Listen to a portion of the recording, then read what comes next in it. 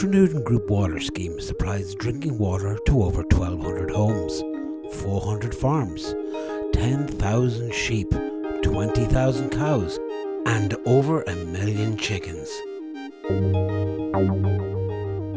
Clean, sustainable drinking water is vital to all life.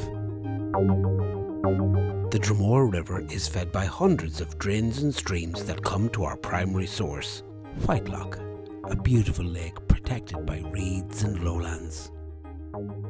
What can we, the drinking water population, do to make sure that our drinking water is the best that it can be?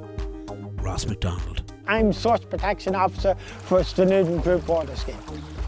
The catchment for Stranooden Group Water Scheme that's a pretty big area. So you imagine all our water is surface water, so it is. So that's water that's flowing down your streams and rivers.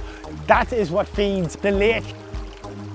This is an opportunity to say, well, this is a stream, but all these streams make up the lake that we take the water from. So if there's a stream or a drain near your house, you have to be conscious that that is ending up in your cup of tea or your pint of water. Please share our source protection tips.